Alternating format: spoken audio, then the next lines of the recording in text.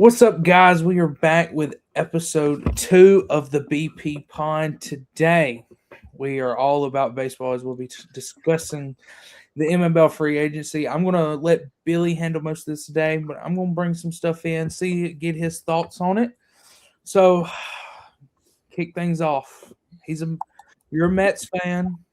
Yep. And Mets just signed Bo Bichette. So let's just start off with that, and then we're going to get into what the Dodgers have done and some of these teams' salaries. Bo Bichette literally signed less than an hour ago when filming this. I understand the move and I don't understand the move. Parks, for reference, the Mets have about 100 infielders. Jesus Christ. And they just traded for a second baseman over the offseason and traded away a fan favorite, Brandon Nimmo, who plays outfield for a second baseman. And that was a whole thing. So Bo Bichette is now expected to play third. He's a shortstop his entire career, so I have no problem with him playing any infield position at all. But when you have one of the best defensive shortstops in baseball in Francisco Lindor, you know exactly who's going to be there. But again, I just don't really understand it. You have the young guys like Brett Beatty, Mark Vientos, Ronnie Mauricio, Jet Williams in the farm system. I understand Bo Bichette is very proven, and I'm not mad at the move at all. It's just a little confusing to me on why they don't focus on the outfield. And not to mention Jorge Polanco, another offseason addition. Just, you have to look into the outfield, man. Like, center field was the issue last year. Juan Soto is not an issue out in right field. And then you trade away Brandon Nimmo, who's been really good, consistent, and Mets fans are always pushing for him to be an all-star. Yeah, he hasn't. Understandable. He's not the best left fielder in baseball, but still, man, like, I don't get it. But and then you also lose Pete Alonso this offseason, who we're also going to talk about, and I have a lot of thoughts on that. Let's just jump right into it. Pete Alonso is going to the Baltimore Orioles this offseason. What are you thinking? Because you clearly seem riled up about it. All right, you draft a guy. He comes up through your farm system. He performs, not just performs well enough to get a spot. He is the rookie of the year because he breaks the home run record that Aaron Judge had literally set a year before. You hit the most home runs that a rookie in the MLB has ever hit. And then, not to mention, he goes on, he is the fan favorite. It's him, Lindor, Nimmo, and now Soto, obviously. But you also, he leads your franchise in home runs. He saved your season in the playoffs in 2024. Like, you're down to your last two outs, and he could have grounded into a double play, but instead he goes to the opposite field and hits the go-ahead home run on the road. And then you go out in that offseason and re-sign him. He opts out of his new deal because he's supposed to make more money. And just about every Mets fan said, give him a blank check, let him write how many years he wants. Like, I'm willing to have Pete Alonso Day instead of Bobby Bonilla Day. Like, oh my! And then Parks. Here's the worst part. Not only do they let him walk, you know what their offer was to him. Sorry, my mom was calling me. But you know what their offer was to him? There's no telling. It was probably. All right, guys. Sorry for the cut. My mom was calling. It's my last few days home, so she was just trying to figure some stuff out. But their offer to Pete Alonso, Parks, because I never got an answer to you. There wasn't one. That doesn't exist. Why? That's a phenomenal question, and I don't have an answer for you. Because David Stearns continues to avoid the question. He gets asked about it all the time. He's been more in the media because at the winter meetings and everything, you're kind of required to talk. And when you make deals like this with Bo Bichette, like, Yeah, it makes sense. And then you also go out if you're the Mets and you lose Edwin Diaz to the Dodgers, who we will also get more in depth to. But like, I understand getting outbid by the Dodgers, but when you mess up so bad that you don't tell your closer that you're going out and signing another closer in Devin Williams, but to be the setup guy and not quite the closer, and you just don't communicate with that with him, obviously he's not going to come back and tell you he got a better offer from the Dodgers. He's just going to take it. Yeah. Can't not communicate with your players, and that's what's really sent me and a lot of other people into some spirals this offseason. Oh man, that sounds not a Major League Baseball guy, but that sounds right. You bring in a guy who's willing to spend this money. Steve Cohen bought the team and was like, I want to win. This is about the team. And then he goes out and gets Juan Soto. He does most of the recruiting for Juan Soto. David Stearns didn't do he's obviously a part of it as the general manager, but right. Steve Cohen got Juan Soto. Steve Cohen was pushing for Kyle Tucker. Steve Cohen is the guy giving out the money, and David Stearns is refusing to use it. It's irritating. Yeah. You have the highest payroll in baseball, but you don't have a bullpen. For frame of reference, the New York Mets current estimated spending's $323 million. I found an updated one. Okay. The last year they had the highest payroll. Now it is the Dodgers. Oh yeah, Tucker signing. $429 million with the Mets at 336. Yikes. And I'm not saying that the Mets don't spend money. They do. You still have a talented lineup, and obviously you just go out and get Bo Bichette. You're in talks to attempt to get Cody Bellinger still on the board, but when it's just stupid, like what they're doing, I can't believe it sometimes. Oh man. Well, okay, let's move in to the Kyle Tucker, who blew up my phone last night. As I said, I'm not big into Major League Baseball, but anyone and everyone was hearing about this signing for the Dodgers. 4 years, $240 million. Billy, what are the Dodgers doing? Shohei, 10 years, $700 million was his deal. Mookie Betts, 12 years, $365 million. Yeah, how do I say it? Yoshinobu Yamamoto, 12 years, $325 million. Kyle Tucker, like we just mentioned, 4 years, $240 million, and Freddie Freeman, 6 years, $162 million. I mean, my Lord. Yeah. My thing with that is it's just there's no salary cap, so you can't blame them for spending the money. No, if you got it, spend it. Exactly. I mean, but oh my gosh, it gets to a point where it's not about the Dodgers giving out the money. It's about the players who are kind of just selling out for rings. People are comparing it to Kevin Durant, and I don't think you can quite put it at the Kevin Durant standard because he didn't lose to them in the playoffs. Yeah. Oh wait, actually, this is really bad.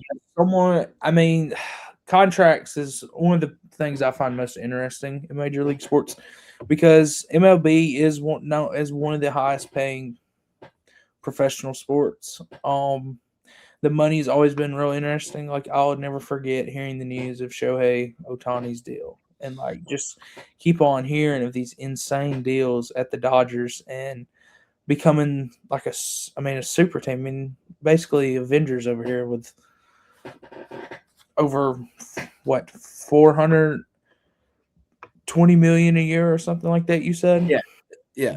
And I want to take this back into perspective of 2019 when, the Philadelphia Phillies signed Bryce Harper to a 13-year, $330 million contract, and people were losing their minds.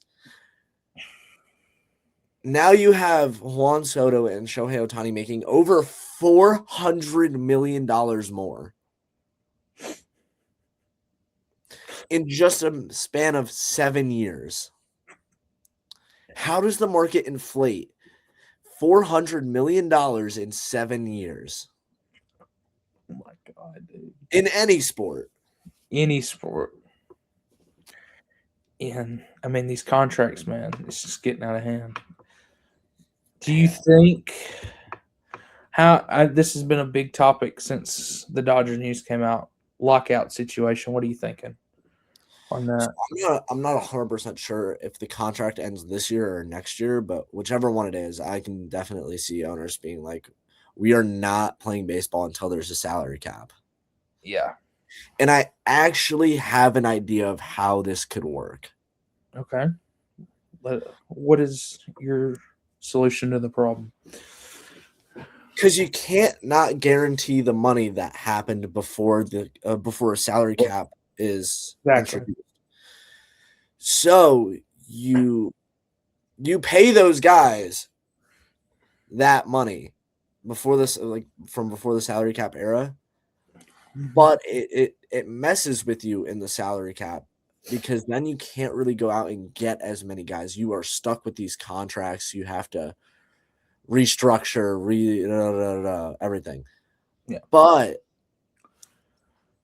there needs to be a salary cap, and I'm saying this as a team who had the highest payroll in baseball last year and is currently slotted at second this year. It's not fair. You look at teams like the Pirates. Kyle Tucker is making the Pirates payroll in 1 year. And the Oakland A's, yeah, they have some young talent. They're getting better. The White Sox are atrocious. Literally, it feels like 90% of the Rockies thing is like guys that aren't on their team anymore. The Marlins, who are like surprisingly for being the 30th out of 30 payroll, were pushing for a playoff spot last year, but like they're projected $69 million in entirety of payroll. Pittsburgh, 95. Chicago White Sox, 87. Athletics, 87. Rays, 80. Cleveland, 78. I mean, you're talking about teams with over 400 million and teams that aren't even cracking 100 million. Yeah. Like the difference between top and bottom is atrocious when it comes to that. And you have to look at like the MLB and NFL and compare them. The NFL has teams like the Commanders just last year, rookie quarterback come in and try and go to the playoffs and like not, you don't have to spend $1 trillion in the NFL to make the playoffs, and it's interesting. Yeah. But like when I'm watching the Dodgers, and this is more of a rant on the Mets. The Mets have that much money and don't even make the playoffs, don't get me started. Toronto, Philly, Atlanta, Yankees, Houston, Cubs, Padres, like these are teams that are making the playoffs year in, year out because they're just spending so much more money and the other teams literally cannot compete. Yeah. I've never seen even if you look at the NBA, there's not pay disparity like there is in professional baseball. Like no league, I don't think has the pay disparity that baseball does. It's just so difficult. It's a difficult topic because you have to think, how do you combat it, and then you also have to get all the owners to agree on it, or at least a majority. I was about to say, and that's going to take. I mean, you're talking about time. I mean, because those at the top are definitely going to combat with those at the very bottom and feel very different about a freak out when it comes to stuff like that. But to get back on track, Sorry. you're good. What do you think about Alex Bregman? He's headed to the Cubs, I believe. I think it's hilarious. Last year, the Red Sox traded Rafael Devers so that Bregman could play third and kind of get him out as a locker room guy. And you want to retain Alex. Alex Bregman's been nothing but great everywhere he's been. You can go at him for the cheating scandal with the Astros, but I mean, look what he's done since. He's still this guy that everyone wants in free agency. He is that good. I think it's a great get for the Cubs. I do. I don't really have too much on it. It's just a great get for the Cubs. Like I said, great player, great guy from what I've seen in the media. So, yeah, good for them. It's big on them. I think another really interesting sign is Kyle Schwarber going back to the Phillies. There was no doubt in my mind, but apparently in the Phillies' minds there was. They needed to re-sign him. They also really need to go and re-sign JT Realmuto, who's still a free agent as we're speaking on Friday, January 16th at about 1 o'clock. So, I don't know. He needs to get re-signed. The Phillies just need to keep it together. They are so close, and they need one X-factor guy outside of who they already have. And I think, as much as it pains me to say, I think they are just up there with the Dodgers. They're that good. Who would you say that X factor is? Kind of looking, it could be Eugenio Suarez or Cody Bellinger. Yeah, I was going to ask you about Cody Bellinger. Where do you think an just more than one ideal landing spot for him? I'll give you my top 3 for him. It was the Dodgers for a while, and I still think it could be. He has center field experience, and he's a much better hitter than Andy Pages, and he's kind of just as good at fielding. Maybe Pages has the edge there, but I can very much see him going back to LA. It's where he started his career. They adore him out there. It's just the way it ended was a little rough, but man, I can't help but think he's going to end up back there. And then the other two are literally just the Yankees and the Mets. And it's been the talk the whole time. The Cubs are also kind of in on it, but I can't see him going anywhere but LA or New York, either side. Okay, then. Is there anyone else major you feel like you want to bring up? Yeah, and Eugenio Suarez, he's a great power bat. He's a great glove at third base. I honestly have no idea where he's going to go. I think the market for him is so wide open. Same with Framber Valdez.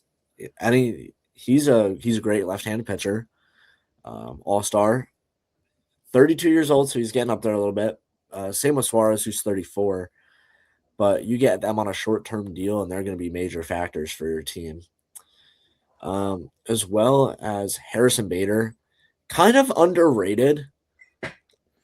I watched him on the Mets. I watched him on the Yankees. I watched him on the Cardinals. Everywhere he's been, the Twins, the Phillies, he's a winner.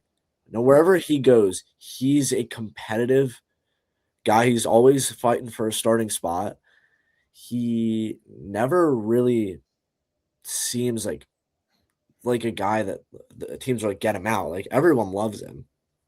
Literally everywhere he's been beloved by fans, the players on his teammates, front offices, and for some reason he's always just bouncing around. I think he's a huge get for whoever gets their hands on him. I know we're just talking about free agency, but who are some teams you think people should look out for this upcoming MLB season? Or do you think it's still too much uncertainty with how many big names are still left in free agency? Well, this might come as a surprise. The Los Angeles Dodgers. Shocker. Wow.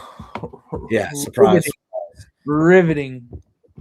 You have to look at both the World Series teams. Toronto, yeah, losing Bo Bichette sucks, but for a large part of their playoff run, they did not have Bo Bichette, and they were obviously winning. They went to the World Series and brought it to 7 games. You got to look out for them. Cubs are only getting better. The Braves were not very good last year, but they still really interest me. They have too many names on that team to be bad again. Watch for them to come back. The Astros can never count them out. Everyone thought last year, this is their like rebuilding year. Like they're going to be mid this year, and then they weren't. Seattle, the Mariners, Milwaukee as well. And I will say this. I really like what the Orioles are doing. Okay. I really like what the Orioles are doing. I think they have a very, very talented roster now with like getting Pete Alonso and, Adley Rutschman's getting up there in age. Gunnar Henderson's really solidified himself. Jackson Holiday was an all-star last year. Colton Cowser, all these guys, they're going to be good. And I also want to say this. The Athletics, I like what they're doing over there. I really like it. And I think they're a super underrated team coming into 2026. Just trying to get outside the basics, but I can see them making an underrated push. Okay. Last thing today. How do you feel about your Mets? What are your overall final thoughts? Mets free agency and this upcoming season. I'll give you this. I know I've said a lot of negative things about this team in the front office today. That does not change the fact that I think they're super talented and there's no reason they should miss out on the playoffs this year. Right. You have to look at the starting rotation, which was kind of a problem last year. You have Nolan McLean taking on his full rookie year, David Peterson, who's really coming to his own. Kodai Senga, he limits the injuries. He's probably your number 3 starter next year. Clay Holmes, and then Sean Manaea, and then Christian Scott, Brandon Sproat, Jonah Tung. Like, you have 8 starters that could play at the major league level next year. And then the bullpen, that's my question. I would really need to see a list to feel more confident about it. But off the top of my head, losing Diaz and replacing him with Devin Williams isn't really my favorite thing in the world. But I could be proven wrong. Devin Williams could come back and have a great year. But the lineup as well, you got Francisco Alvarez, Luis Torrens behind the plate like last year. You want some more offensive consistency out of those guys. They were great on defense. First base, you got anybody, Vientos or Polanco. Or I don't know, maybe Alvarez will play first base for a game. I have no idea who's going to play first base for the Mets this year. Second base, you kind of have to think it's going to rotate, even in like a platoon style. Marcus Semien, Brett Beatty, now with Bo Bichette signing, who is expected to play third base according to like every report I've seen. Lindor at short and simple. Bichette at third. The outfield questions me a little bit. Polanco could play out there. Jet Williams in the farm. There's a lot. The Mets had like the number 1 rated farm system. So it doesn't really concern me too much. Obviously, Cody Bellinger's still on the board. You can get him. Center field, Carson Bench is likely to, depending on his spring training, play center field for the Mets this year. And then you also have to think about Tyrone Taylor, who they re-signed as a depth defensive piece. And I think he has offensive potential. It's got to come through and be consistent. And then right field, Juan Soto. Enough said. Well, there you go.